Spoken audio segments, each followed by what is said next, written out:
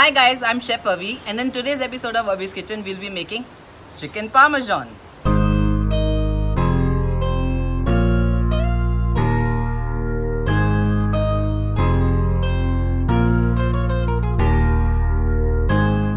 Chicken parmigiana is traditionally made with chicken breasts, and that's what I'm using today. They're gonna get cooked twice. First, they're gonna be deep fried, and then they're gonna go in the oven. And this process can dry out the chicken. So to help the meat retain more moisture, I like to brine it for 3 to 4 hours. Brining is a process of submerging your meat in a brining liquid. Brining liquid is nothing but a salt dissolved in water. I like to use 1 liter of water to 3 to 4 tablespoons of salt. Submerge my chicken, cover it and refrigerate it. Once I'm ready, I will clean it with fresh water to get rid of excess salt and pat dry it. If your chicken breast is uneven, like gets thicker on one side and thinner on other, grab a meat mallet and pound it as evenly as you could. That way it's gonna cook evenly.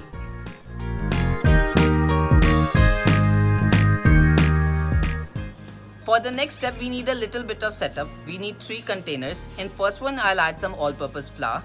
Second one, I'll crack in 2 eggs. And in the third one, I'll add some breadcrumbs.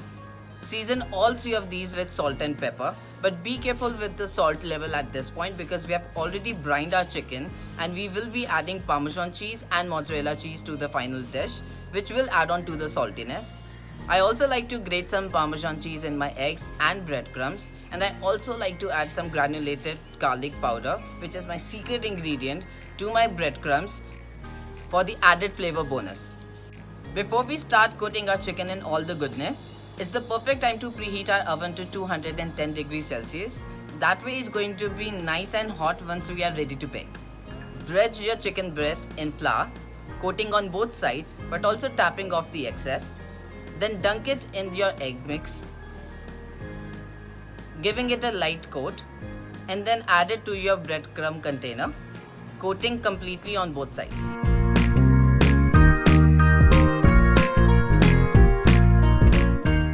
Once all 3 of your chicken breasts are completely coated, it's time to deep fry.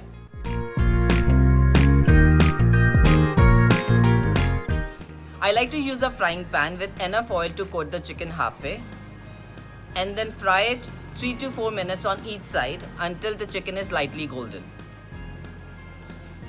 Keep it aside on a plate with some kitchen towel roll.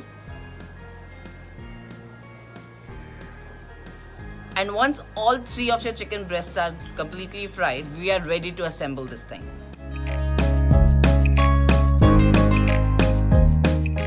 Take your 9x13-inch baking pan and ladle it with an even layer of marinara sauce, like this. I've already shared my marinara recipe in a previous video. I'll leave a link in the description or you can click the I above. I'm using my homemade marinara, but you can also use store-bought, whatever makes your life easier. I leave all the ingredient quantities in YouTube description box below. Now place your fried chicken pieces over your marinara sauce in your baking dish and ladle some more sauce on top. Be careful not to add too much sauce at this point, otherwise it will make your chicken a little soggy.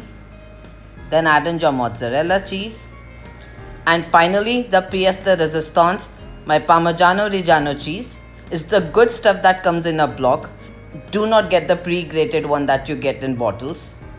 Give it a generous heaping of Parmesan cheese. It's chicken Parmesan after all. Does this look enough? Nah. I want some more. You can never have enough Parmesan. I mean, just look at this side. Now it's gonna go in the oven and be even more glorious. Bake it for around 15 minutes until the cheese melts completely.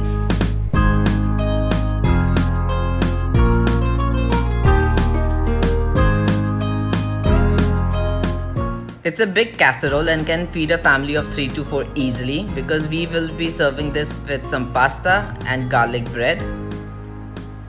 Look how cheesy it is. Sauce is one of the best parts of this dish as well, so add a little bit more sauce on top. Clean the plate and it's ready to be served.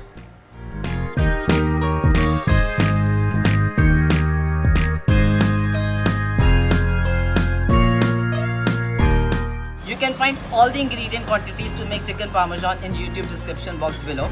If If you make this, click pictures and tag me on Instagram at Avi's Kitchen. Until then, like this video and subscribe to my channel. Bye bye.